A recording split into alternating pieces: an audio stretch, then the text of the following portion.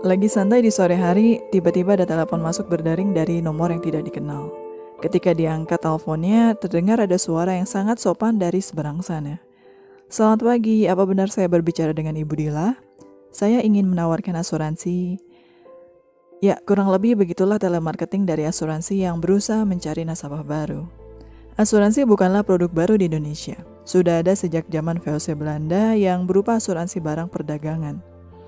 Seiring berjalannya waktu, terbentuklah asuransi lain seperti asuransi jiwa, asuransi kesehatan, kendaraan, dan sebagainya. Asuransi memiliki peranan yang cukup penting dalam perencanaan keuangan. Banyak kasus di mana kita lihat orang jatuh miskin mendadak karena keluarganya terkena kanker. Atau seorang ibu dan anak-anaknya yang bingung menafkahi keluarga karena pencari nafkah keluarganya meninggal dunia. Resiko-resiko dan cerita seram seperti ini seringkali menjadi trik perusahaan asuransi untuk mencari nasabah baru. Setelah itu, asuransi berkembang dengan sangat pesat menjadi bisnis triliunan dolar di seluruh dunia akibat lebih banyaknya nasabah yang rutin membayar premi, namun sedikit yang mengajukan klaim, atau karena alasan lain, sedikit yang klaimnya bisa disetujui. Ada yang perlu teman-teman tahu sebelum memutuskan untuk beli produk asuransi jenis apapun di perusahaan manapun. Tapi sebisa mungkin, saran saya adalah jangan mendengar nasihat tentang asuransi dari agen perencana finansial penjual produk asuransi. Jangan.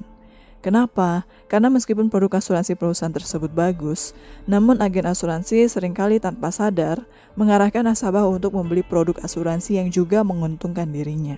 Semua agen asuransi di semua perusahaan asuransi adalah bersifat freelance. Mereka baru dapat komisi kalau berhasil menjual produk asuransinya. Dan untuk menjadi agen asuransi, hampir-hampir tidak ada syarat pendidikan khusus. Yang penting mereka paham saja sebatas asuransi dan produk perusahaan tersebut. Lalu ikut ujian AAJI atau Asosiasi Asuransi Jiwa Indonesia sebagai sertifikasi agen.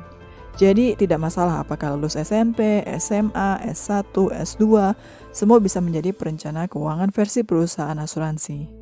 Padahal untuk benar-benar menjadi seorang perencana keuangan, ada banyak hal yang perlu dipelajari dan diperhatikan, yang tentunya tidak sebatas asuransi saja.